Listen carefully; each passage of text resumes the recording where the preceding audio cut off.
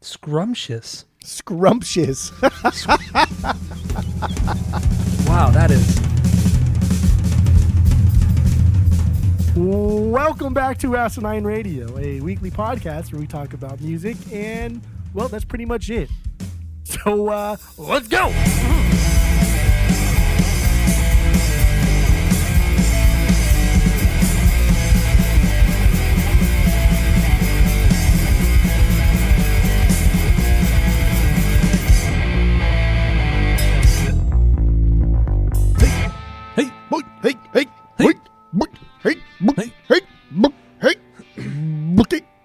This is Asinine Radio. We are back.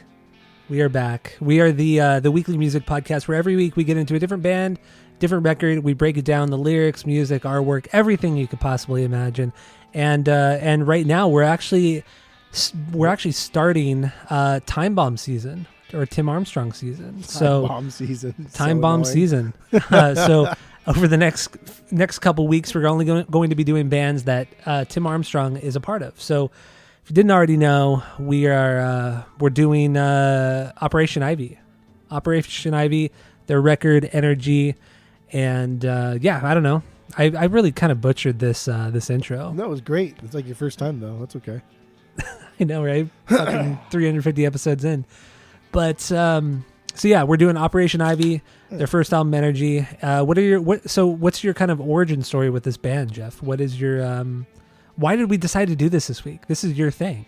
I got energy. Why did you want to do got this? A lot of energy. Got a lot of homies trying to steal me from or something. That's Drake.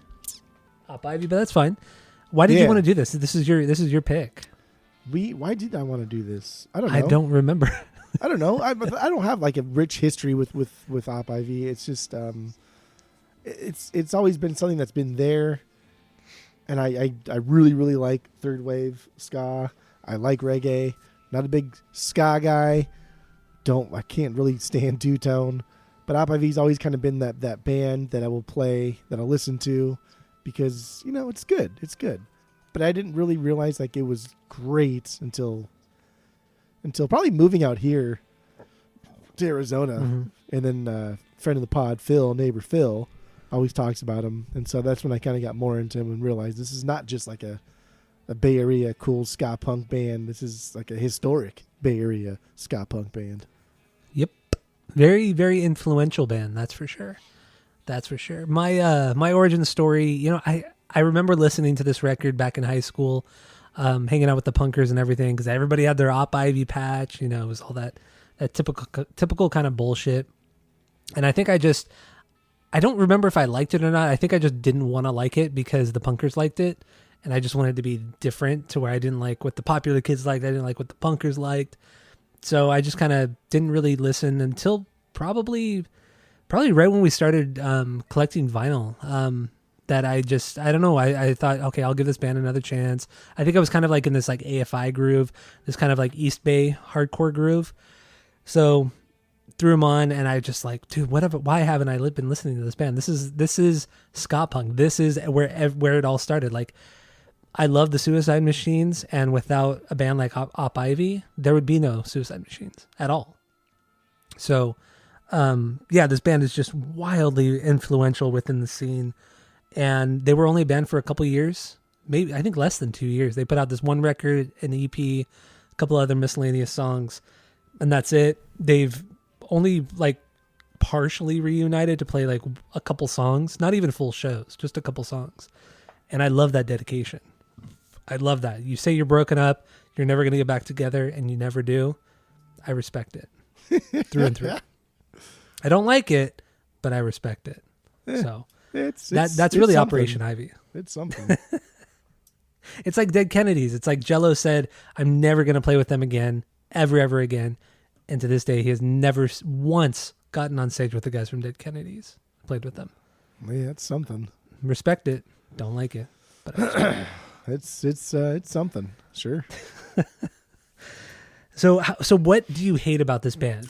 Because a lot of this band seems like shit that you would hate. Outside of like the ska stuff, everything about this band seems like stuff you would hate. So let's get it all out there. There's nothing about this band that I hate. These are Really? kids kind of doing their best to write more socially conscious lyrics. They're making fun of the scene that they're a part of. They are trashing the scene that they are a part of. In fact, I think this is the type of music that I normally like. Is just not cookie cutter shit. And even though this is not like the first time we've heard ska and punk music go together, this is like the first time we've heard it in like a true punk form of this era, right? Because the Clash was already doing this kind of shit, so that's nothing new. So this is when we've heard it doing like kind of like this crustier, nasty, skinhead kind of sloppier, type form.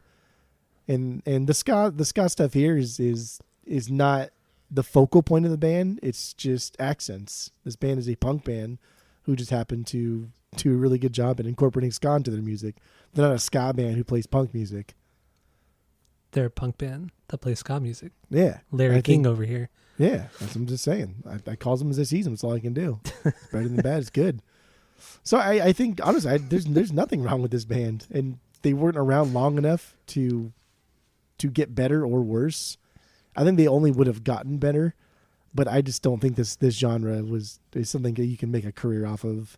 Very few bands have made a career off of playing this type of music. Yeah, even Rancid never stuck to this style. You know, they were more punk than anything else. They didn't dabble nearly as much into ska or reggae as Op Ivy did.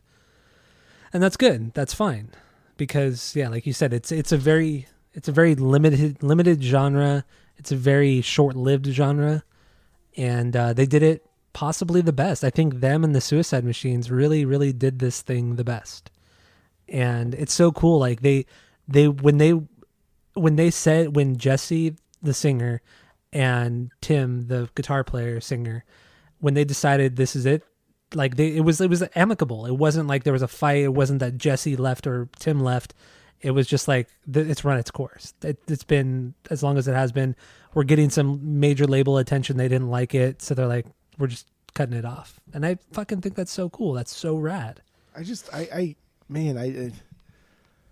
don't understand why. I understand it, but I also don't understand it. Because I understand why they don't want to sign to a major label. That's what they hate. That's what they loathe. They don't want to do it. But so talk about in the songs. There are alternatives. There are alternatives to fighting. There are alternatives. They could create their own label. They can go to a smaller label. Like, why don't you want to make a living doing this? And so I read a lot of things that they said where they were, like you said, they're getting too much major label attention, and they feel like the band had run its course, and they don't want to compromise their values by making money or something like that. So you have to make money, dude. You can't just not fucking make money on Earth. But these are also guys who are 19, 20 years old who have never had money as like kind of adults. They've never had money. They're living in squats with fucking 12 other people. But you still need money to live in squats. But when you're that young and this is like all you've kind of surrounded yourself with over the years, over your formative years, then you don't think about it. That's why. But you still need money to live in squats. Every band at this age was like that. You still need fucking food and water. But they make so little being the band that they are. So they think in their minds that, you know, they don't need to sign to a major label because they don't want the big houses. They're fine living in the squat. They're fine going on tour. But you still need money living in the squat. You do. Why not? And you can still make a little bit of money a band. You could still. They were selling arenas. They were selling out small venues. They were still making good money. You don't even need to you can self-release all of your albums. Everything you've done, you can self-release. You're right. But also, and still live in your squat. We also know young adults like this are pretty dumb a lot of the times, and they make poor decisions because we were some of those kids at times. Not the same decisions, but we made some poor decisions. We all understood that you need fucking money to like live though. We did. But when like the whole punker mindset is like, you know, fuck everybody else, fuck corporations, fuck all this. Like they have that false sense of pride, which is very, very hindering to them and those around them. So that's what it is. Like it's this false sense of pride mixed with like immaturity of being a young adult. It's funny because like now that we're not even that old. Mid-30s is not that old. But we look at somebody who's 20, like, yeah, you don't fucking know shit. Like that makes us that comment makes us old though. Like that. Oh yeah. That dates us. But realistically, like at 20, you're a grown ass man at fucking 20 years old. Yeah. Or You're you not should a be. child, dude. You're a fucking grown ass man at like 17. You're grown. You Yeah. should be making decisions that are beneficial to your personal health and society. And I think the punker scene has always just been a scene of like, oh, we're DIY. We fucking do what we want and we don't adhere to the man. Yeah, but you also are just, you don't help anything. You're fucking worthless. It's like the hippie culture. It's the same idea. At Just least the hippie culture. punkers are done in a more aggressive way. Hippies Hippies are fucking dirty as hell. Yeah, but they don't like complain about shit, and then they put on like marches and protests and stuff. The punkers just be a bunch of douchebags. They're just more aggressive versions of hippies. They're the next generation of hippies. That's what they were in the late 70s and 80s. That's what they were. No, punkers are their own. Punkers like take pride in division. They take pride in That's true. They do gatekeeping.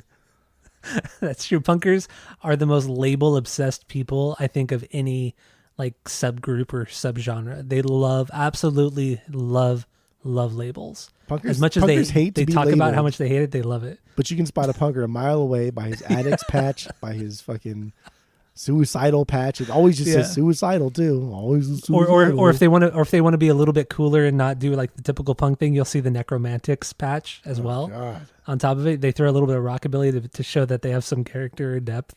So they throw Necromantics or like Tiger Army and shit. Punkers. They get the fuck out of here. So dumb. So dumb. It's such a dumb scene, but oh man, I love it at the same time. That's why a lot of like punk bands just fucking leave the scene. Either do something else besides punk or try to make themselves better. Yeah. It's not even just about growing up though. It's about like realizing that yes, this is what I want to do for a living. I love doing this, but I also need to make money. Because you have to fucking make money. That's growing up, dude. Walt. But they're already grown. At 20 years old, you're already grown. They're emotionally underdeveloped, as you like to say. Well, I don't disagree with that, Well, dude. they are, dude. That's what they are. Oh, man. Good times. Good stuff, though. Good stuff. Okay, Operation Ivy. Mm-hmm. So, let's see. So what are your first impressions? Oh, we really got into the first impressions, I guess, of Op Ivy and the whole punk genre. I go for days about the punk genre and how stupid it fucking is, but also how innovative it's always been. Yeah. But I think like it really is gatekeepy and gross, and overall like I think it's trying to do something good, but I think dude, it's so far up its own ass. Like fuck off, fuck off. And then you throw other elements like straight edge or vegan and all that kind of shit. Oh my god, it gets even worse. Fuck off. Bleh.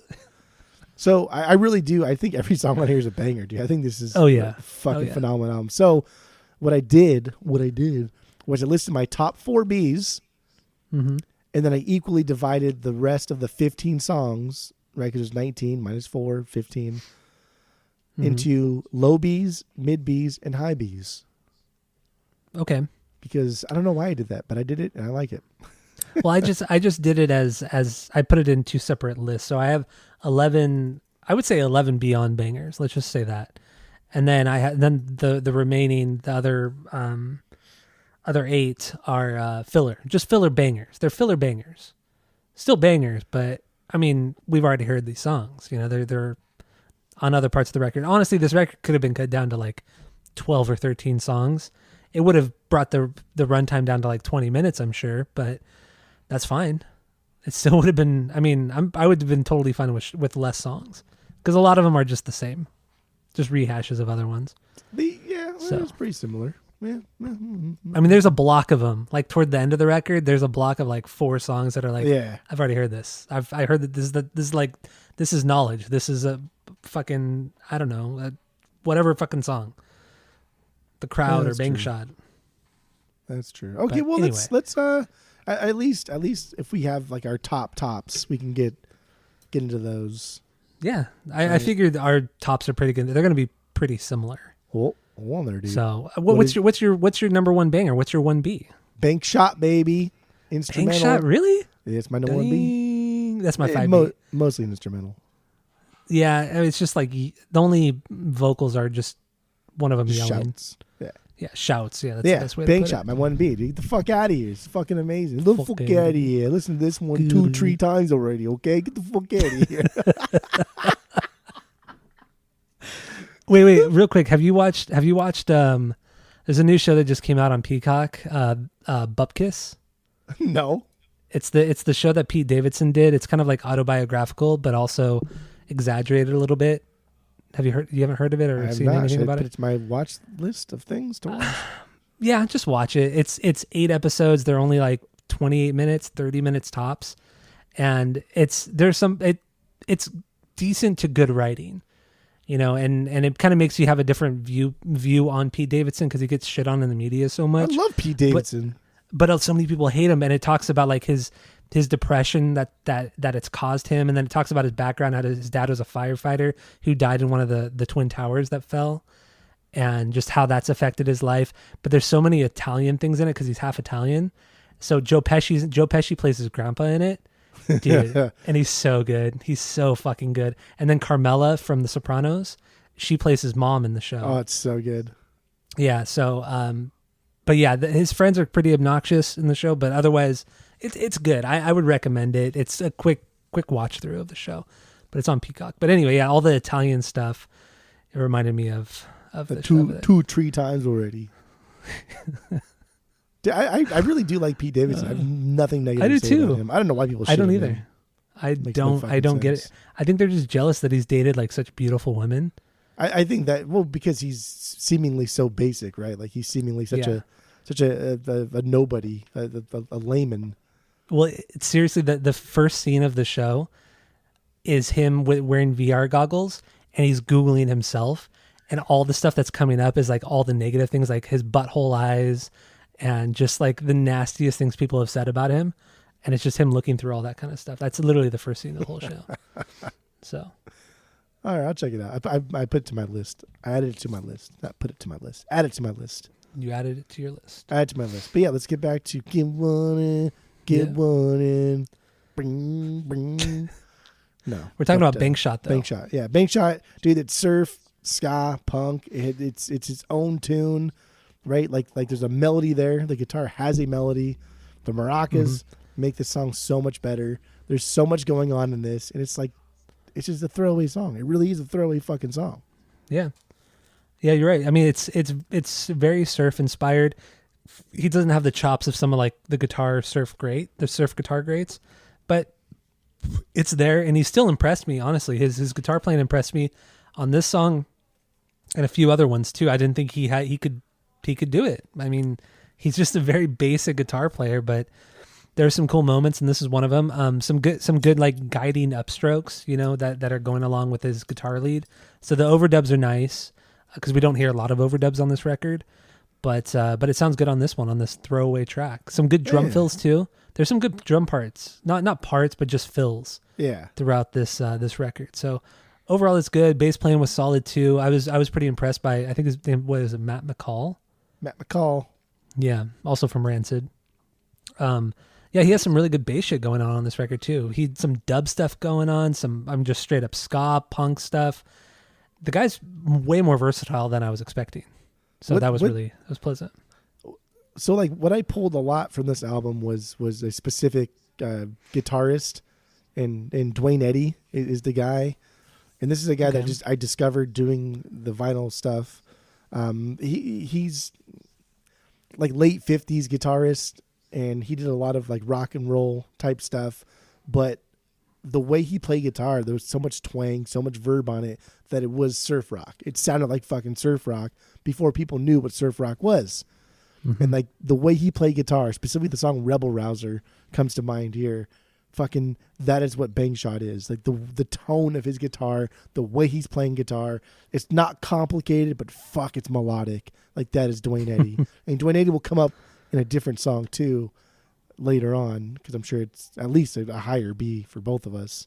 But damn it, I love this album, dude. It's so goddamn good. It never gets old. Good. This album never gets fucking old. That's for sure. So yeah, Bang Shot. Do we have anything else on this one? Mm-mm. All right, my 1B is the opener, Knowledge. Woo! I mean, this. How can you not say you? This is This is a Beyond banger through and through. I mean, some nice chugging that's the guitars. lowest B that I have. No, is it really? No, it's Nah, not. that's my 3B. Okay, you're fucking piece of shit. So good. All I know is that I don't know. All I know is that I don't know nothing. Like, come on, Fucking, it's just how can you not love instantly catchy. that? That's some like Descendant shit, but even better. You know, that's really what that is. And it's so snotty. It's so like just not. There's no passion behind the way he's singing it, but I love that kind of nonchalant delivery of it. Yeah. All I know is that I don't know. All I know is that I don't know nothing. Love it. A lot. I can't. It gets stuck in my head all the time. A lot of these songs, especially this one too, like the guitar parts, man, they're so fucking rancid. This guitar chugging is so fucking rancid. A little Social D in there too, kind of like that when they did that kind of chuggy thing. But dude, it's so fucking rancid. It's cool. I like this song because it's not a complex song. Like there's nothing really going on here, but there's a cool little lead part, right?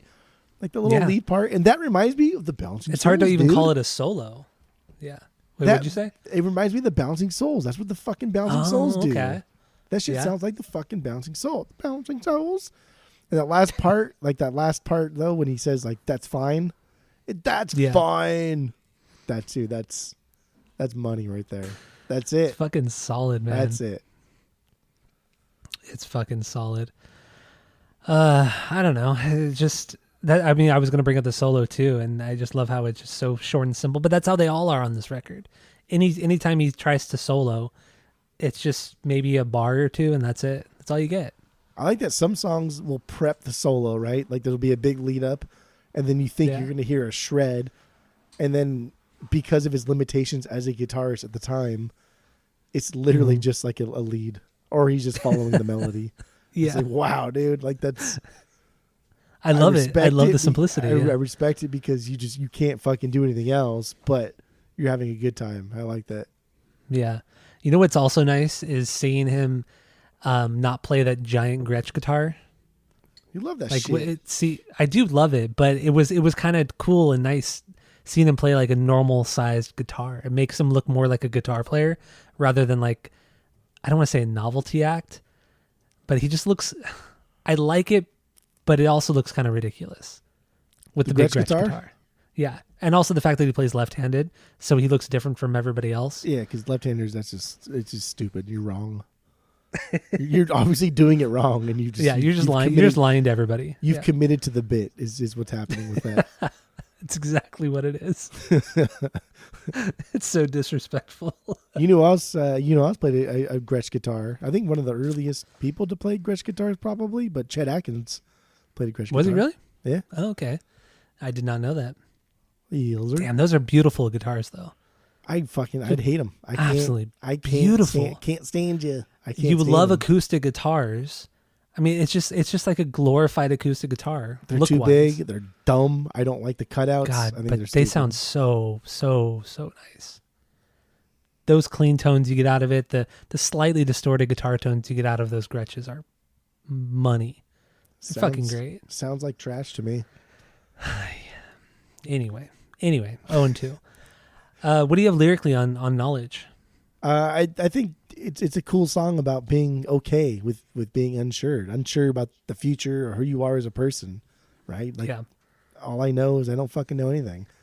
And I think this song sets the tone of not just this album or this band, but it should have set the tone for this genre of music in this time period. Yeah. But I feel like it kind of did, because after this you started to get more of the skate punk, and the skate punk took the whole scene a lot less seriously. That's for sure. I mean, the fighting stopped, or a lot of the fighting stopped. I mean, there's even a song about all the crazy stupid shit that went on in the LA scene, in the punk scene. But I don't know. I feel like this was the change for punk music. Like, this is the maturity of punk, because the 80s was like the Wild West. Like 70s punk was so new and nobody knew what to do with it. 80s was just the fucking Wild West. And then this comes along, more fun ska punk leading into skate punk. And then in 90s, skate punk is like the best. the fucking best. Yeah. Okay. It really I get is. that. I can see that. Why not? Fuck it. Less Why not? fighting, more melodic, more fun. It actually sounds like the guys are having fun, not like fucking Henry Rollins acting like a doofus and, you know, Gorilla Biscuits acting way too tough. And we've done Black Flag on the pod, so we've listened to all of Black Flag. And I really like Henry Rollins too. But like, holy fuck, man! Like, how many times can I listen to like Damaged over and over and over and over again? It's the same. Half of their shit sounds exactly the same. Or the wank fest of every record after that. Because of Greg Ginn. Good lord! Yeah. Come on, guys. They're not untouchable. They're not. Fucking good though. Fucking They're damn good. But not untouchable. Anyway, actually, maybe I should go back on what I said, because the Descendants were really the ones who started the feel good kind of pop punk that leads into the skate punk of the 90s. But did they? But they were never like. But they were also never like the. They never acted. They never looked tough. Like when you look at the guys from Op Ivy from back in the day, they dressed like they were like gutter punks. Like they dressed dirty and gross. I mean, that's just they what had makes, that like, look. Descendants this different breed, dude. Just like this dude, this different like fucking this different species. Is because the early '80s when they dropped Milo, right? They're integrating with the punk culture. They're being accepted into the punk culture because they're still kind of playing punk music, but they're not like punkers. So like they definitely didn't look like it. I don't know. To bring Descendants into it is just like unfair because they're in such a different plane that nobody knew what the fuck to do with them. Yeah, you're right. So I would say yeah. Let's say Op IV is changing the course of punk music as we know it, because it really did. Because like Rancid, when Rancid started, like that was the birth of that. When did that first record come out? That first record came out in 91, I think it was. Yeah, I think early 90s for sure. Yeah, and then Bad Religion had put out, No Control. They had put that record out in 89, I believe it was. Maybe 87, but I think it was 89. So, I mean, this is like the transition. They were the only ones that were really like of the big skate punk, of the big Epitaph, Fat Records era band. They're the only ones that were putting out records before that, including the Vandals. But that was a different type of Vandals. It wasn't the same. Yeah. So like it was really it's hard to even Rancid compare that Vandals. Rancid was like there in the beginning to kind of push through into this 90s era of skate punk, which is the Epitaph era, Fat Records era of punk music. Different generation. Lyrically, I agree with you. That's what the song is about. It's about growing up, being told, you should be doing something, but being mature enough to realize that you don't know what you want to do, and that's okay. That's fine. We don't have to follow this cookie cutter kind of society and world. So that's what I got for knowledge. Shit, boy. So what do you got for number 2? What's your 2B? My 2B is the second song, Sound System. Sound System. That's my 2B as well. Oh, damn, girl. What do you got on this one? This song is so fucking good, dude. That intro is so boss. Ska upstrokes, like they're not even that crisp throughout this song. They're kind of janky, right? It's a weird tone, but like everything matches the music so well. Like these kids like know the music they want to play. They're not quite good enough to master it, and they don't give a fuck enough about doing it in post. Just like, fuck it. A true representation of first thought, best thought type of thing. Let's just record it, right. Put it out. Who gives a fuck? It sounds good enough. And I love this drum beat, right? The 4 on the floor thing, but the double tap snare hit, like, dude, that's it. That's it. Yeah. Quick reminder though, first thought, best thought is on the no list. I know, but sometimes it makes sense. It makes sense. Oh, it makes sense. Well, I don't want that, dude. And I like how this song drops into the chorus. I think this chorus is so fucking smooth. It's one of the smoothest choruses on the album. I think it's amazing. And then the pick it ups. Come on. Pick it up. Yeah, gotta pick it ups. I almost wanted to sing the Goldfinger song. Really, honestly, Superman does the pick it ups the best. Out of any band, any song, that is the best pick it up part. That's some of the best pick it ups of all time. Yeah. Can't deny it. Can't deny it, can't pretend. Whoa. Yeah, Sound System 2B, and then even the title of the song is just like this whole thing is just like paying homage to ska, reggae, ska, Jamaica. Mm-hmm. Like the name, the Sound System. I think that's what it is. Sound Systems originated in Jamaica, like right before ska became a genre of music, and it was just people essentially packing speakers up and then taking it on tour. Like local DJs would pack a bunch of fucking speakers up, throw it in their truck, and then go have like a makeshift party somewhere. And they would just stack a fuck ton of speakers on top of each other, call it a sound system, and throw a party outside. Fuck, that's so cool. That's so fucking cool. Yeah, like right after like World War II ended, like that's what people were doing, listening to like Southern American blues music, and then that was like the precursor to ska music. Yeah, that's fucking rad. Just pretty sure that's man, what what a different time. What a different time. Not a great time, but what a different time. You know what's cool? It's like mm-hmm. if you just go to like Wikipedia, you can research like ska, the history of ska, and you can see like the songs that inspired ska music, which is it's like Fats Domino and other Southern rhythm and blues music from America, and like specific songs, you'll hear like the upstrokes on the offbeat, and it's like, what the fuck? I can't believe like rock and rollers were doing this in the 50s, because all we ever hear from like the 50s rock and roll is like the Chuck Berry stuff, the more straightforward rock and roll. But there was a lot of like, I don't want to call it ska music because it's not ska music. It's just doing something. It's just a different, it's a new like kind of rock and roll. It's how rock and roll was evolving. But those are not even like the most popular songs by those popular artists, those offbeat things. And it's just, I don't know. It's just cool to think that the Jamaicans heard that and say, oh, that's cool, but let's incorporate like calypso music into that and make our own genre of music, which became ska, and that's fucking dope. It's really rad. Really rad. And the UK ruined it with their two-tone shit. You know, fuck, I don't know Skip. what your problem. I don't know what your problem with two-tone is. Fucking hate two-tone. I don't get so it much. Fucking hate it. I don't get it. Like the specials, man. They're fucking. That one record is so good. That blew me away. Like when I bought that record. That blew me away when you bought that record. It's so good. It's produced by Elvis Costello too. I don't care. It's so goddamn good. Fucking Lord. Man, that's a solid record. You're fucking crazy. One day you'll learn. You'll grow up. You'll grow up. Two-tone. So. Barf. Did you not notice, or did you notice that, you know, in the beginning of this song, that like kind of rock and roll Chuck Berry riff that he tries to do? Yeah. And he fucking butchers it and it sounds like total garbage. I fucking loved it. I loved how shitty it sounded. I think there's two other times in this album. There's one for sure, but there's two other times that I looked at where I just don't think he can do what he wants to do. Yeah. And so he, like halfway through it, he kind of stops. And that's why I think it's just like the first take thing. Because one time he's trying to do like these chugging triplets and he can't do it. So he just dumbs it down to just like one stroke hits. But like, right. He tries to do it in the beginning. He has the vision, but he cannot execute it. So good. But I love the purity of that, the honesty of it. And oh man, there's other things I want to talk about. So about like the recording of the record, but we'll talk about after we wrap up the song sound system.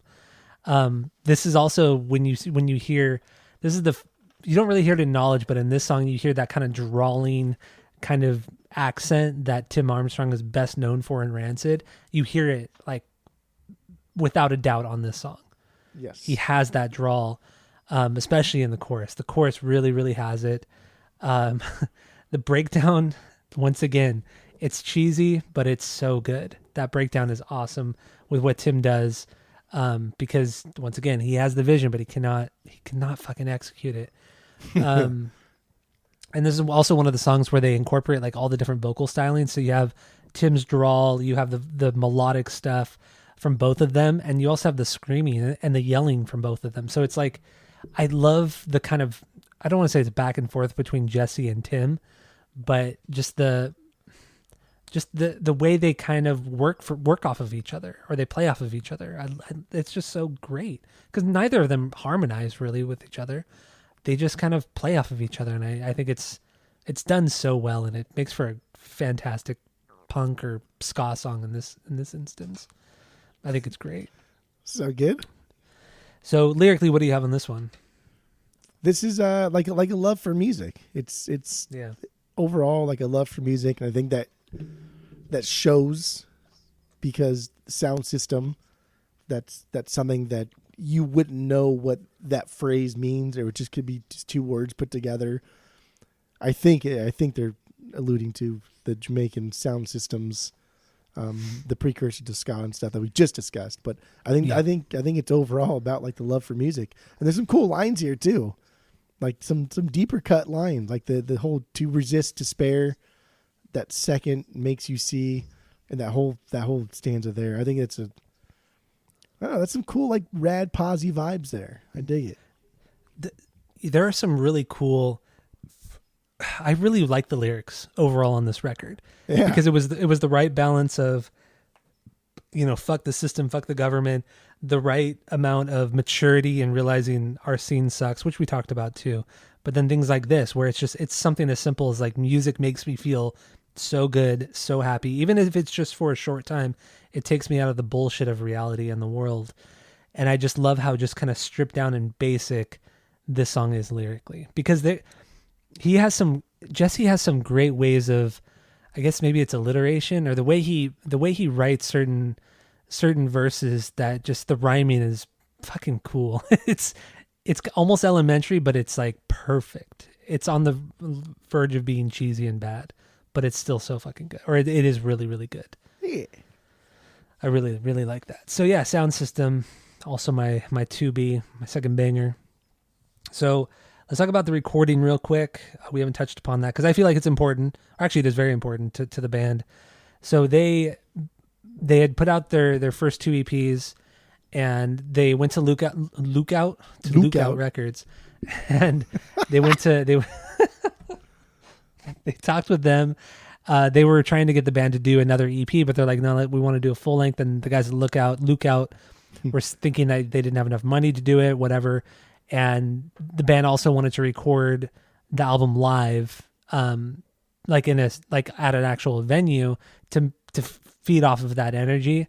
So when they actually went to do it, they didn't really think about it too hard, because the energy comes from the crowd as well. It's not just the music. So when they started recording in this venue, which is essentially was just a big room with no acoustics, everything sounds like shit in there without people there. There's nobody there. There was nobody there, so they recorded it. They recorded the whole record in this venue, and none of them were happy with it. They spent like a couple weeks doing some overdubs. They weren't happy with that either. So they ended up firing one of the guys who helped work on it, and then they went into a proper studio, or a proper studio, not like a big thing, but just like an actual studio. And they recorded all the bass tracks in one day, all 19 songs in one day. Pretty impressive if you think about it. Did all that, very, very minimal overdubs, and really you really hear it on this record. And I just think that the recording of this was so cool. It was just it's just young guys who have no egos yet. They have nothing. They're just like, yeah, just fucking do it. Dude, recording 19 songs in a day. That's a lot. That's a lot of fucking songs. Even if you just play with no breaks, I mean, that's just a because lot you're of you're still playing every song like many times, just to make sure you're getting the right feel, the right take, I guess you could say. You have to either be very ballsy in your approach to like, yeah, fuck it, just do it once, we're done, and be clicking, because like, what do you like? You don't take breaks. You're not tired. You're not going to the bathroom. Then you're going to smoke. I know you're all fucking doing some type of drugs. So that's a lot. That's impressive. Yeah, 19 songs, man. So it really is this really is like a live record. They're just doing it once and fucking that's it, no more. And it shows. I mean, I think that besides, there being a few too many songs, the record really sounds just really not fussed over at all. I love it. I love this record.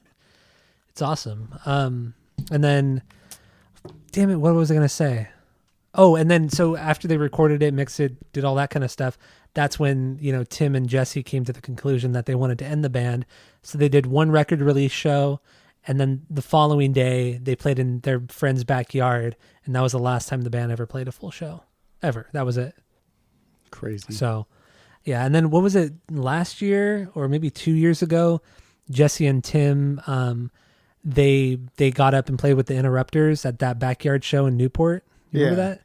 And they played 5 Op Ivy songs. That's pretty sick. That was really cool. I think it's cool that, like, in various forms, Op Ivy has played with at least 2 members, but never 4, and like no more than like 3. I think 3's the max that have been on stage at the same time playing songs. I think that just it's never been the full band. And I think that just, I don't know, that just keeps this legacy alive, right? You have a reunion show, and that's great, but now nobody ever wants a reunion show again. And they can make money off of it, but I don't know. I like that mystique. But the times that they've reunited, it hasn't been like an Operation Ivy show. It's always been, okay, there's something else going on. We're gonna come up here and play a few songs. And half the times nobody even fucking knows. It just happens. Yeah, it just happens. Yeah, it's like that backyard show. It was the Interrupters, and then they had the guy from the Specials come up. Or was it the Specials? Right before he died. I think it was the Specials. The singer, they had him come up and he did a bunch of songs, and then Tim and Jesse came up and played some Op Ivy, and it was just, God, dude, that's so. And was it at Billy Joe Armstrong's backyard, something like that? Dang, was that where it was? No, I think it might have been. I think it was his backyard. That would be cool. Because I think he lives in Newport, or he has a home in Newport Beach. Like a true punk. Multiple houses. Multiple. Yes, exactly. Exactly. Okay, so is that all you have for sound system? Pink morning. Yeah, that's it for sound system. So then what's your 3B? Is it Take Morning? Nah, it's The Crowd. Oh, okay. The Crowd is my 4B. Okay. Damn, girl. Yeah, so we're pretty damn close with our Bs. What was your one? One was Knowledge, right? Well, yeah, one was Knowledge, 2 was sound system. We have not talked about your 3 yet. Okay. No, not my 3 yet. But let's get into The Crowd. What do you got on this one? Yeah, The Crowd. 4B. Dude, this guitar riff is fucking elementary. It's some shit we'd write in high school. It is dumb. It's dumb. But I love it. I love it because it hits that chord in like your heartstrings, right? It's like, damn, I relate to this personally. It is fucking cool. I love it. I love what you've done with it. And to base a song around it is solid, but to also be able to pull in some pretty catchy parts, like that's fucking pretty great. Yeah, no, you're right. What they're really good with on this record is doing very quick, catchy parts. Like not even a whole chorus. It'll just be like one line or one half a line that's super, super catchy, and that's all you remember. That's all you remember from the fucking song. Yeah. Not even the full chorus. Maybe it's like a lack of not being able to write a good song, or I don't know. I don't know what it is, but this is one of those instances. And you know what I just noticed? Oh my gosh. Oh. So on Spotify, it tells you what other people are listening to when you're looking on a computer. Yeah. It says that 4 hours ago you were listening to the Specials. Got him. Me? Oh, is it Rudy? Yeah. Yeah, I messaged to your Rudy. Yeah, so you do love the Specials. Well, because I was comparing it to the original, and I just don't fucking like it. Damn, I wanted to catch you in the act. No, you don't catch me in the act. Come on. I don't hate all two-tone. I love fucking Madness. Madness is amazing. All you do is talk shit about two-tone. Yeah, it's the worst iteration of all of the reggaes. Reggae? Oh, reggae! That I agree with you on. It is the worst of all of it. And I'm including fucking like Rocksteady. I'll include dance hall, everything. It's the worst. Okay, that's fine. But yeah, I also agree with you that this is like a straightforward punk song.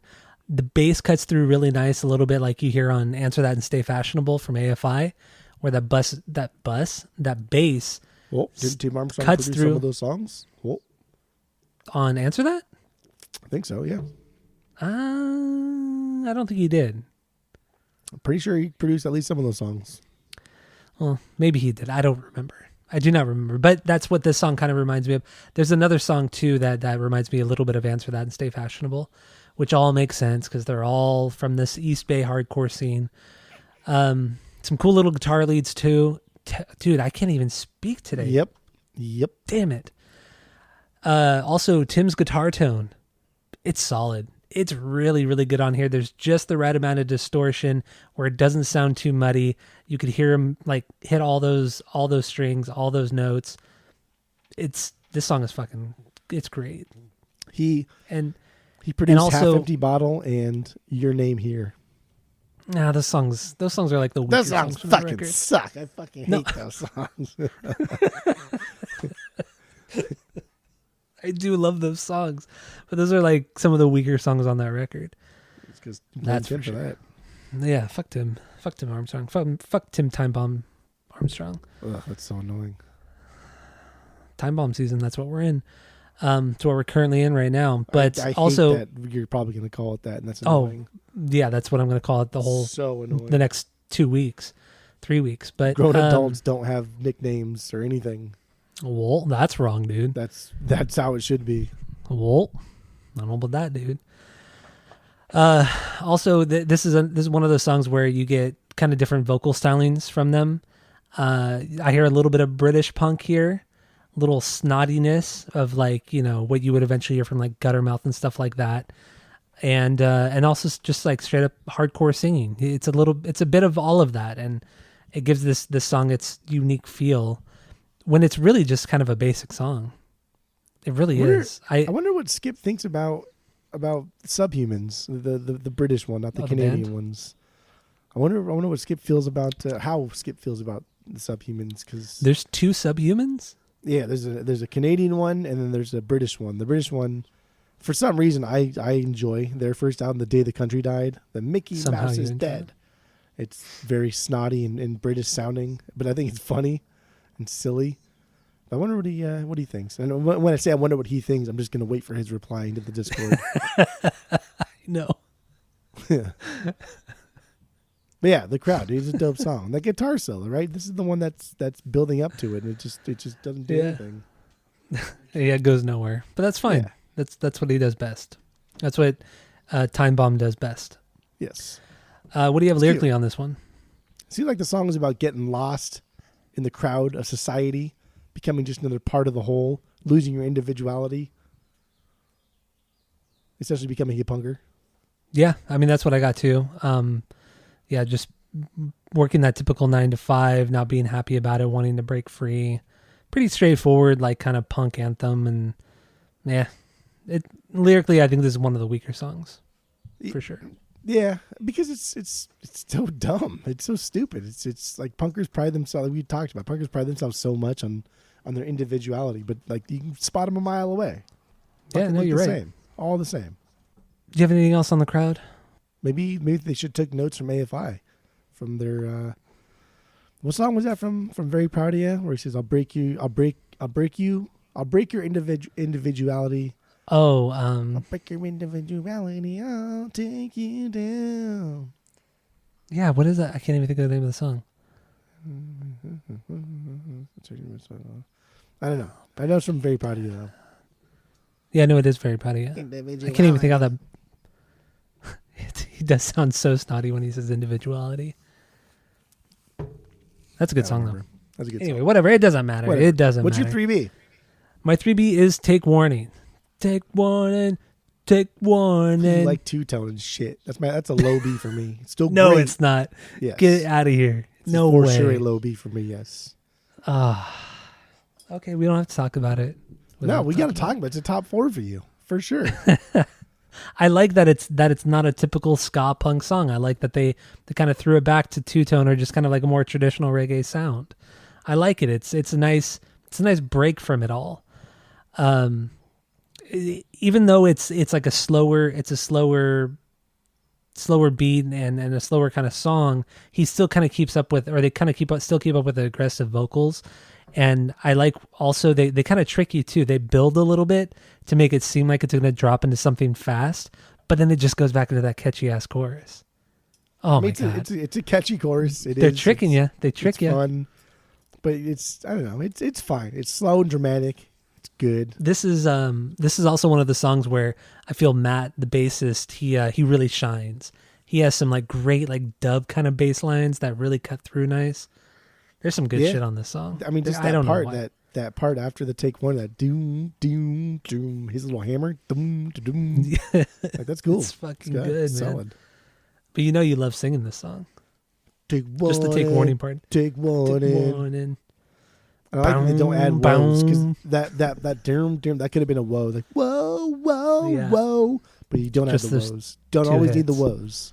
You don't. And they did it, and that's what's so cool about the song, because they trick you. They trick you right there. They trick you because you think it's going to drop into to a punk song, but it never does it. There's always these builds. There's always these little nuances in the song. Perfect. It's good. Perfect. It's a good song. It's a low B. You That's hate still a it. banger. You fucking hate this song. I don't hate it. All you just did was talk shit on it because you said, "Oh, it sounds too much like a two-tone song." I mean, it does. The Well, fuck it's like outta a low here. B. Get out of here. Oh.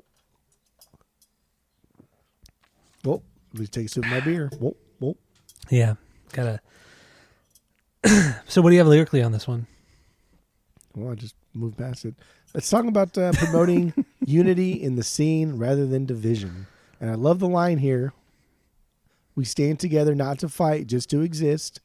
Mm-hmm. And that really like exemplifies the true punk ethos, yeah? Like coming together as outcasts and rallying behind like a movement and then not worrying so much about, I don't know, the intricacies of it. Like we're here for a reason, an overall reason. Like don't worry about the subdivisions type of thing. Okay. So I have a little bit of a different view on this one. I feel like this is through and through. This is about standing up for your crew, no matter what. You know, if there's a fight that starts out, you're defending your friend or whoever's in your crew. And he's also calling out the younger kids. Like this is the point where now, you know, they're getting a little bit older, even though they're like 20 or 21, like they're getting older for the scene. They're getting too old for the scene, and they're trying to distance themselves from the violence. And the younger kids are coming in, and they're only getting into the scene to be violent, to act out, and things like that. And he's calling those kids out, saying like, "That's not what this is about. You got to knock it off, because if you don't, we're gonna kick your fucking ass. And if you mess with somebody in our crew, we're gonna fucking beat the shit out of you." And that's what he's saying. He's like, chill out, or we're gonna beat the fuck out of you, because you guys are young kids and you don't know what the hell you're talking about. Even though we're 20 years old, you don't know what you're talking about. So, I love the kind of gatekeepiness of it. I love how mature and immature they are at the same time about it. I just love just how just stupid it is. It's so dumb. It's fucking dumb. It is. It is all just stupid. All silly boy talk. And then the song relates to the lyrics, because this is the only song on the record of them doing something outside of the ska punks thing by doing a more just straight up two-tone reggae thing. And this is their version of maturing. This is like their song about being more mature than everybody else in the scene. So they put out a song like this that's more mature than just a normal punk song. I like it. I like that shit. Good for them. Yeah, it's fine. Good for them. It's good. It's better than bad. All right. So what's your 5B? Oh, your I would 4B? I would be getting into high B's now. Okay. 1, 2, 3, 4 high B's, 5 high Okay. B's. 5. Let's get into it. What do you got next? Bombshell, baby. This girl's a bombshell. I was about to say, "Girls a time bomb," but that's a Rancid song. Black bombshells, hat, black Cadillacs in. I like this little bass line that's going on here. He's walking all over the place. Yeah. You know, this song like made me really want to like play the bass more often.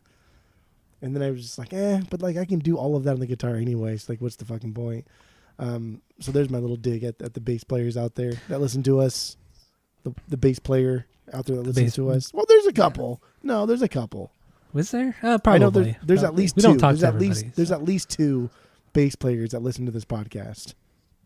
And you know both of them. Who's okay? I do know both of them. Yeah, I do. Yeah. So this is my 8B on the record. I It's still do a high love. beat. 19 Yeah, songs. no, it's high beat. Yeah, I know. We're middle of the road here. This is just a good 1 minute fast punk song. I love how it just starts out with the back and forth of them yelling, she's a bombshell. And then that's the whole song, but I like that's how literally the song starts. Some of the oh yeahs from Tim are pretty good too. They're they're kind of thrown in there for no reason, and they're very just drawling and just kind of obnoxious, but I love it. I also hear a ton of Guttermouth on here. A lot of stuff from Friendly People, like that kind of style from Friendly People. That's what I hear on this particular song, and that guitar solo is fucking dumb. But the bass line, it's cool too. I don't know. So good. That's funny because not this song. They do so much in a minute. It's crazy. But over the course of this album, like I heard Bouncing Souls, I heard Vandals, I heard Guttermouth, I heard so many different bands. Not obviously taking from this, but it was just like this is the kind of like the beginnings of it. So naturally, you're going to hear other bands being inspired and taking little bits from here and there. But Guttermouth was one of them. I heard that song later on, Covered with Ants era Guttermouth, and then I heard Vandals, dude, constantly. What song? Or are we going to talk about it soon? I don't know. I will I'll talk about it now that we mentioned it. But yeah, do you want to move forward? What do we want to do? Yeah, unless lyrically, I don't have it's anything pretty deep here. Yeah, it's just about meeting a girl at a party. He's infatuated, but nobody remembers who she is, and he can't stop thinking about her, but he never meets her again. So cool concept, right? Yeah. Like you meet somebody, and you're like, oh, this person's amazing, and then you never see him again. Yeah. I mean, she's a bombshell. She's a bombshell, man. What do you good a expect? bombshell. Black coats, black coats, black coats, coats. Yeah. Unity. What is Unity for you? Unity's a mid B for me. Oh, that's one of the worst songs. That is the worst song on the record. I'm sorry. Okay. That's my bottom So Unity. B. So like that fucking pattern. That's Wild Things, right? By the Trogs. The wild thing. Is it? Yeah, same fucking notes, played in the same way. Not quite exactly carbon copy, but it's the same fucking thing. Okay. So we can move forward from that. Yeah, really, this song Unity was this was their attempt at like a modern ballad of the time. Like this is that chorus is cheesy, it's cheap, and it doesn't fit the record at all, and they don't do this kind of style well whatsoever. No. Yeah. So that's why it's my bottom B. Things, dude. It's I did not make that connection, but I'll take your word for it. Okay. You can do that. All right, so what else you got? Vulnerability is one I got like heavy Clash vibes on. Okay. That's a high beat for me. I guess Is that the last song? No, Missionary is the last song. Yeah. Why don't I have Vulnerabilities after Unity? Oh, why don't I have this on my banger list? The fuck? That's weird. Yeah, I don't know why I didn't put this on my banger list. I don't know. Whatever. Okay. But this is like Vulnerability is like that late 70s punk feel, like very Ramones sounding. Basic power chords. Sometimes drops into a cool lead, but otherwise it's fine. It's a fine song. It's a lower B. This is the one where Tim couldn't hit those palm muted like triplet parts. Yeah. And he tries to in the beginning of the riff, but then he can't do it fast enough or crisp enough. So he slows down to just single notes. I love that. That was so funny. It's cute. It is. It's adorable. Yeah, it's adorable. That's a good word. Adorable. That was adorable. The beer is scrumptious and Tim Time Bomb is adorable. Tim Time Bomb. We didn't talk about Jaded. We're going to have a fucking field day with that when we do Rancid in a few weeks. Oh, God. Jaded. It's a low B for me. But this one's kind of cool because it has like this psychobilly tone to it. And I think they're doing just a lot of fucking, like, that's what I like, right? Like King Gizzard talks about it in the other segment of the pod. The main episode, yeah. They do a main sound, and here the main sound would be like ska punk. But then there's subgenres that they kind of delve into, and this one I think has severe psychobilly tones to it. Heavy focus on the bass, right? Darker tone overall, and just rooted in both punk rock and rockabilly. It's fun. See, I don't know. I felt like this is my second to last B. Is Jaded.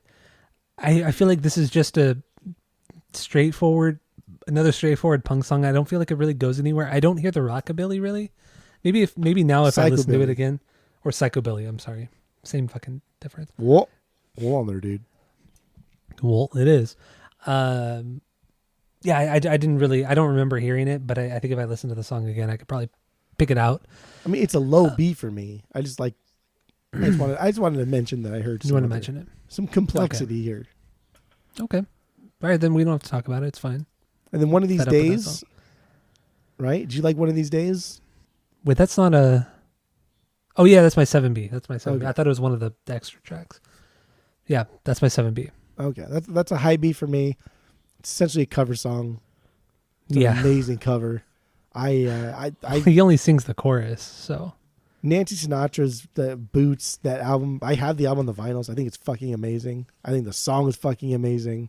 But it's kind of cool because the guy that wrote the original song, Lee Hazelwood, he was a big player in the game at the time, the musical game, and he did a lot of work with Dwayne Eddy.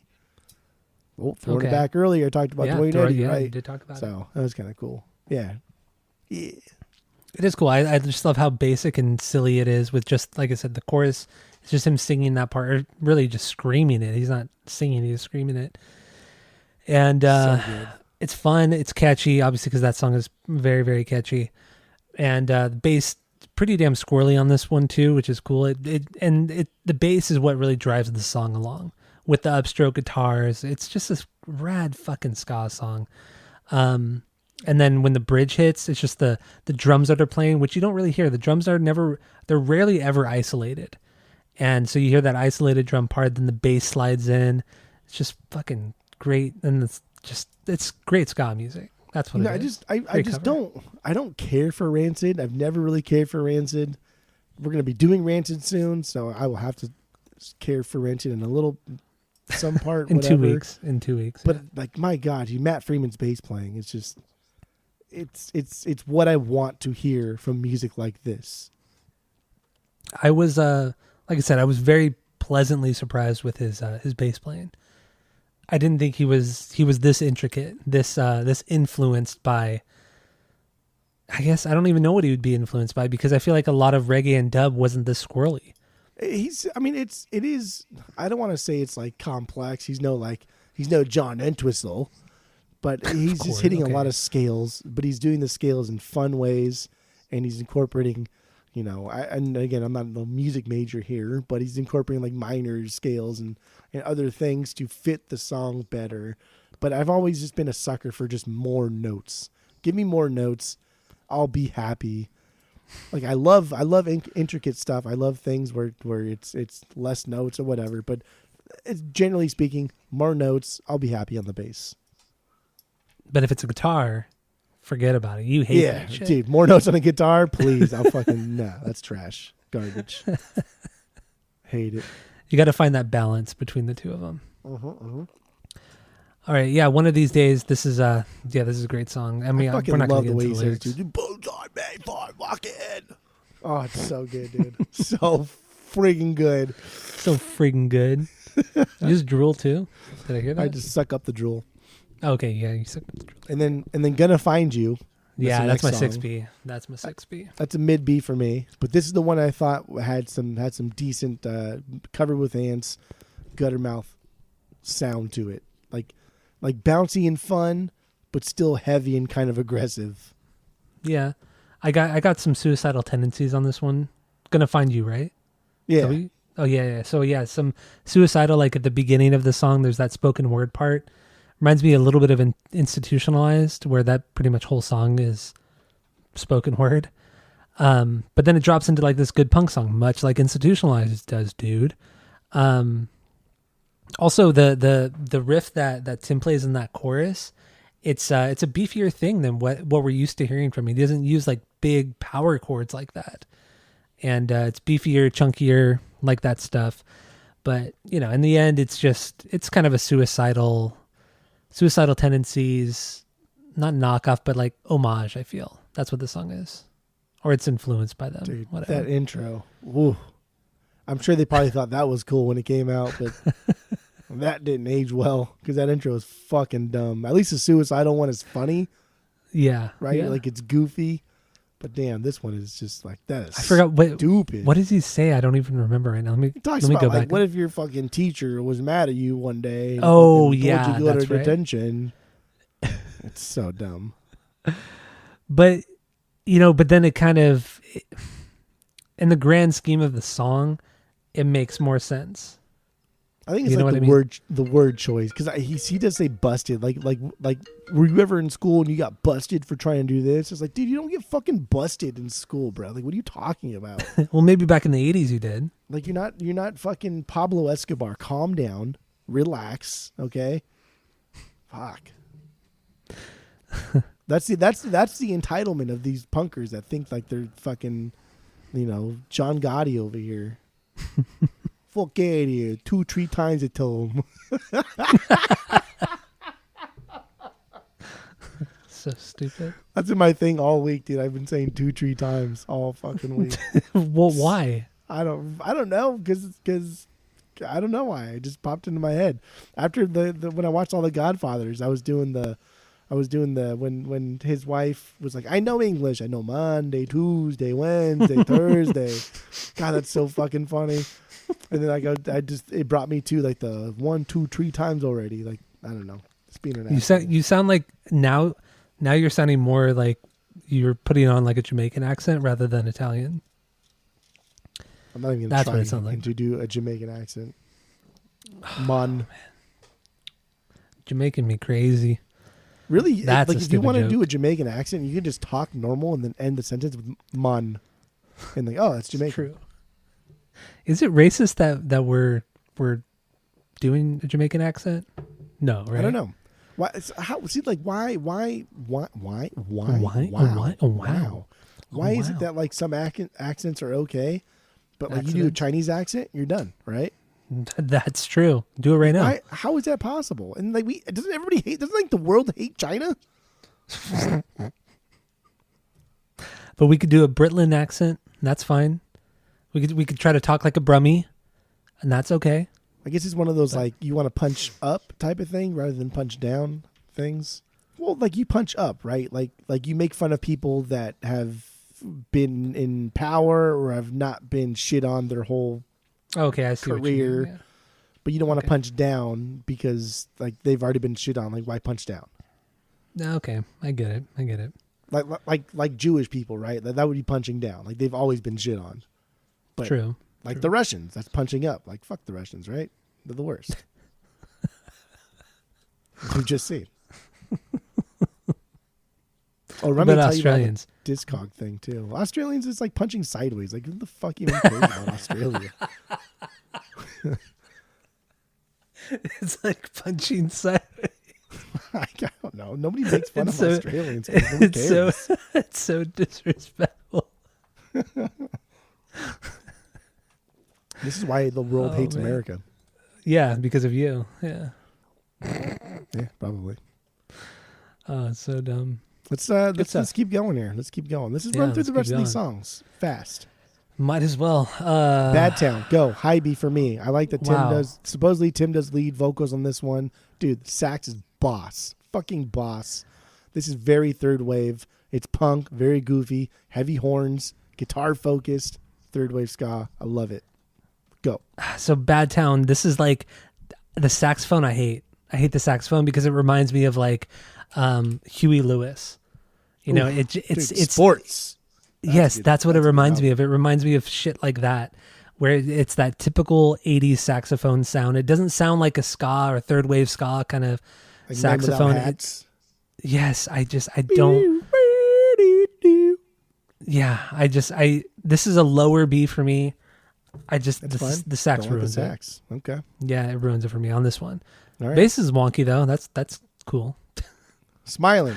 It's a low B for me. Next one. Yeah.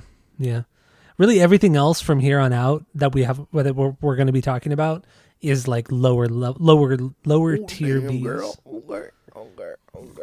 So There's a part in Smiling that reminded me. There's a staccato like vocal part, and it reminded me of Warning when he just like the sanitation expiration date, question everything, like that thing.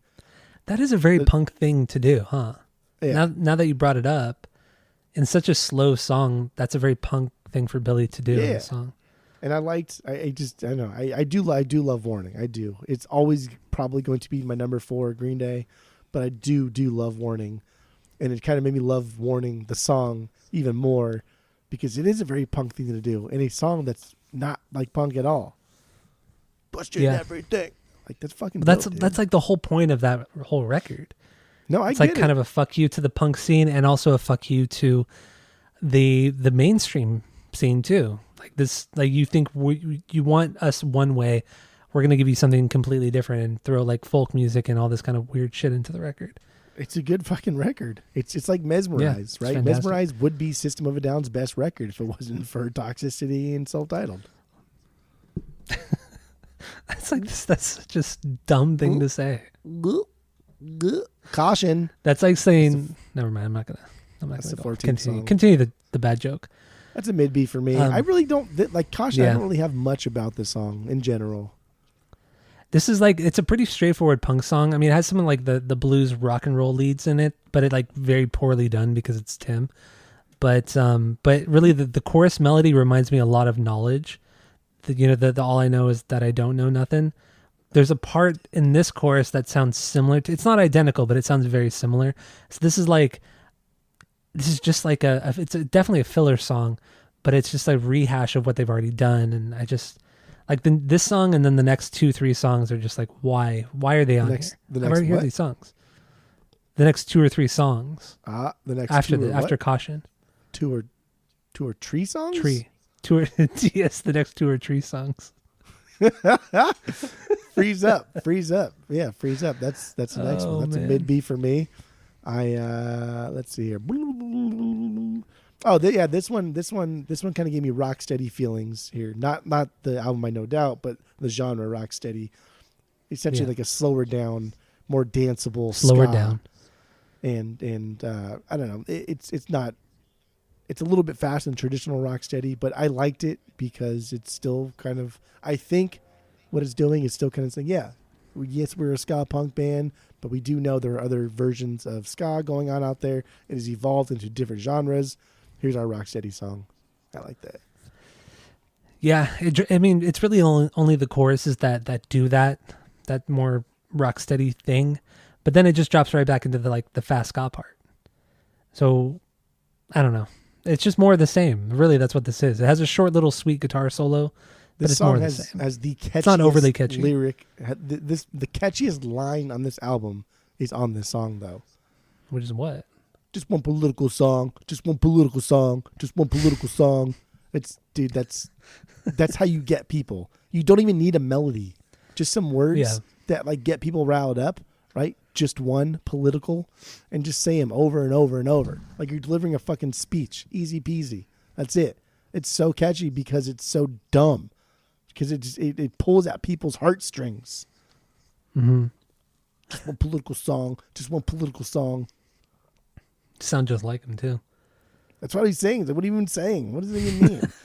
And the Artificial Life, next one. That's a high B for me. I love the song. This was a great. Is it really song. okay? Solid song.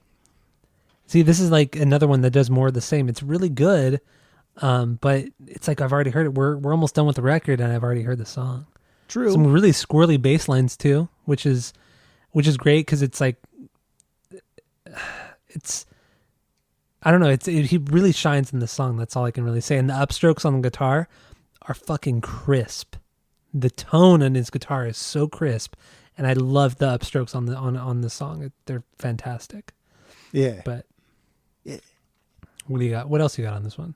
That's it. I figured that we write these notes. We should just run through these songs at least at this point. We've been doing this 300 That's true, episodes, and sometimes I feel like, damn, I had some good notes on this one. At least a good one-liner, and then we don't get to it. It's like, oh, that was wasted. So we should start running through these songs. You know what I mean? Like, and I will say that the lyrics on "Freeze Up" and "Artificial Life," I do like the lyrics on this one because it's about the American culture or Western culture in general and how we're kind of just fed bullshit.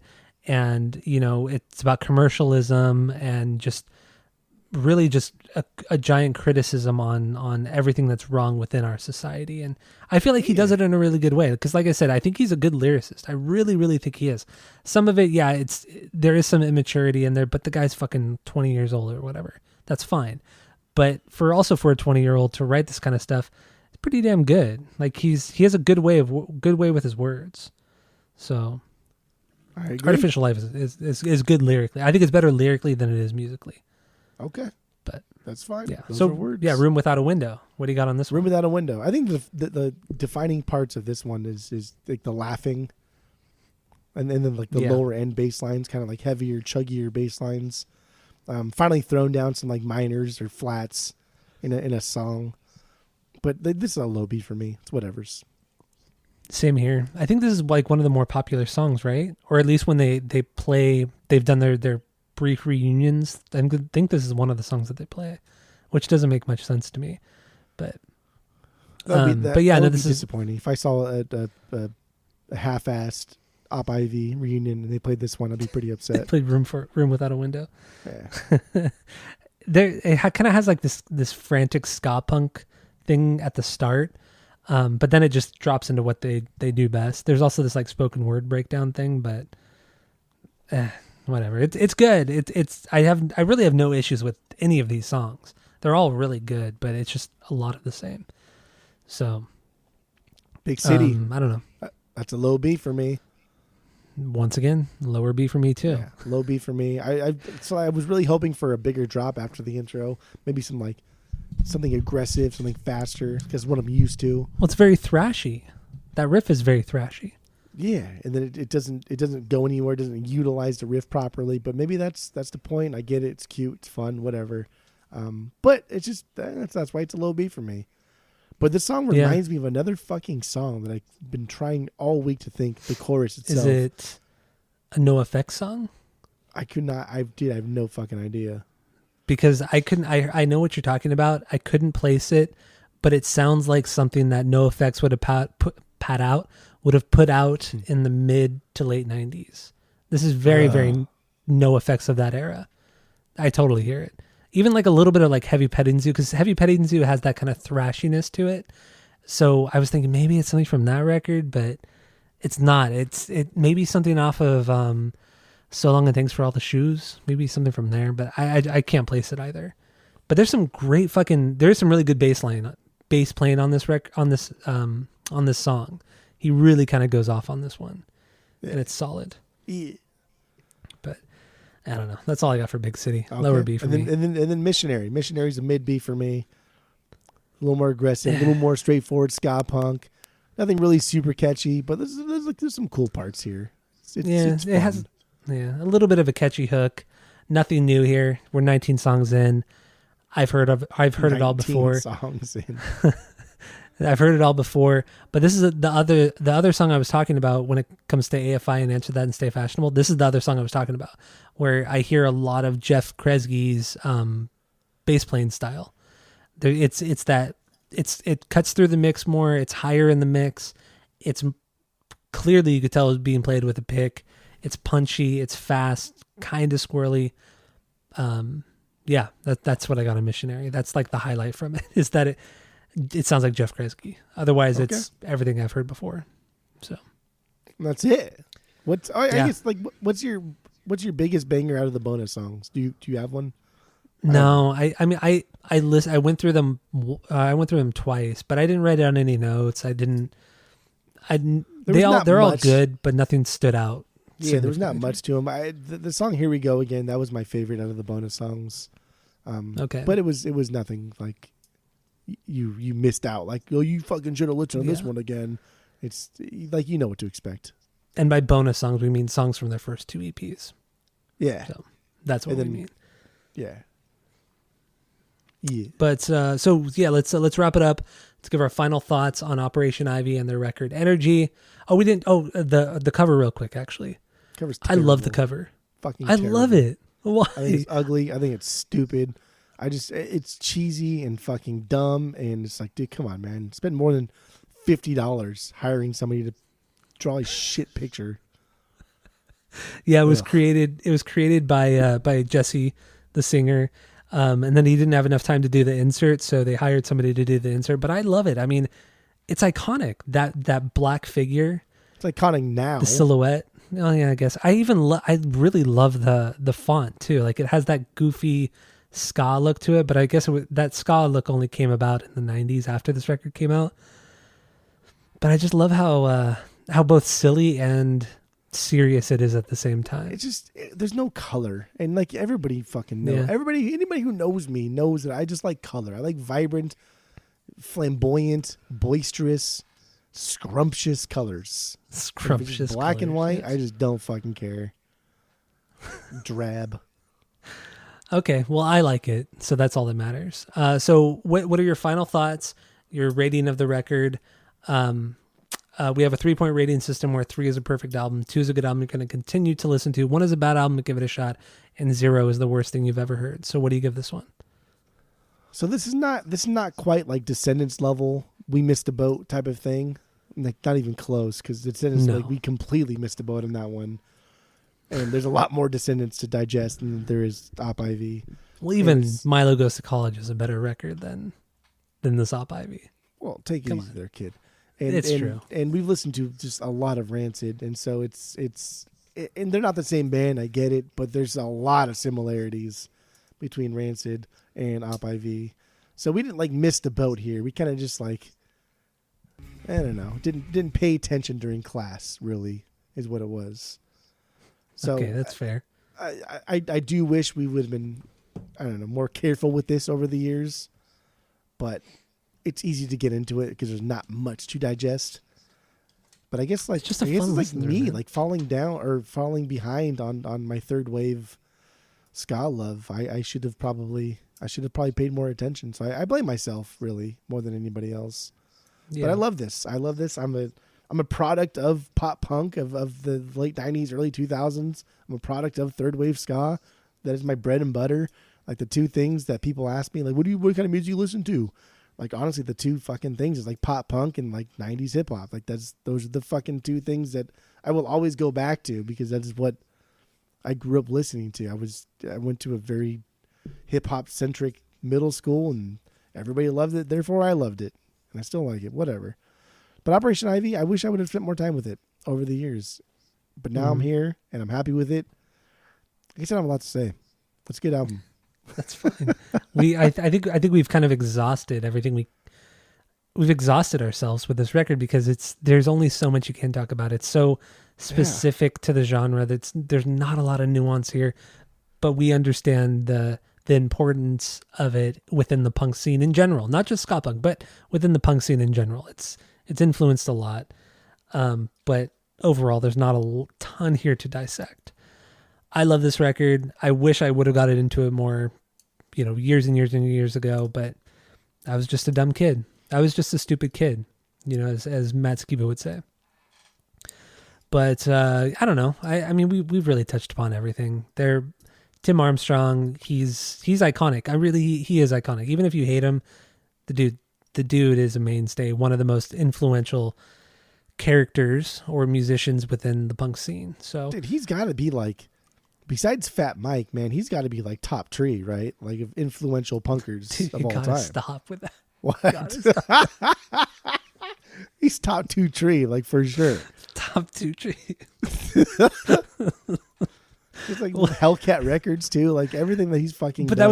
that was just a subsidiary of Epitaph. Yeah, It wasn't but like Fat Records was its own label. But Hellcat was very, very important, and It was. Rancid is yeah. very, very important, and fucking Fat Records and No Effects was on Epitaph until like Pump Up the Volume. Like they were on Epitaph you're right. for fucking many seasons. Many seasons. Yeah, yes. many seasons. At least 2 I don't know if seasons. I don't know if I could say that Tim Armstrong is a top 3. I mean, what do you mean by top 3 though? Because I mean, you could say in this fucking- generation, in this skate punk this generation? like just throwing out like Brett fucking from Epitaph, Fat Mike, and then Tim. But then Like, what about that Billy just- Joe? No, Why not though? because he doesn't do anything for the scene. He just does everything for himself. Okay. I don't know about that, dude. Well, what did you do for the scene there, dude? did he buy Lookout Records, dude, and then fucking open it up to only people that were unknown bands? Did he help out 924 Gilman to pay their bills, or did he just beg them to come back and play with them just to show of power of dominance, dude? No, I think Billy Joe, which is nothing wrong with it. I don't think there's anything wrong with making money and looking out for yourself. But I don't think Billy Joe's done anything for the scene. Okay, maybe you're right. Maybe you're right. But anyway, I don't know. Whatever. What do you give this record? Tree. He's top 2 tree for sure. Well, okay. I give this 2.8. I give this 2.8. I do think every song on here is a banger, but when it comes down to it, if you throw Pinkerton on, and right when I hear that ting ting ting from Tired of Sex, I will fucking cut your hand off before I allow you to skip a track. Here, I don't feel that way. So is it a perfect album? No, it can't be. Well, a lot of people would disagree with you, dude. Well, a lot of people are fucking stupid. All right, you're about to give this a perfect fucking 3. Here we go. Well, my final rating on this one is it's a 2.75. It is. It should have been cut down to 12 tracks, maybe 13 at most. 2.75. I love this record. Even listening to all 19 tracks, I have a blast listening to them. But that still doesn't make for a great record. Just because it's too much of the same. Way too much of the same. Great. It's like AFI is very proud of you. It's a great fucking record, but I don't need 22 songs where half of them are almost indistinguishable between them.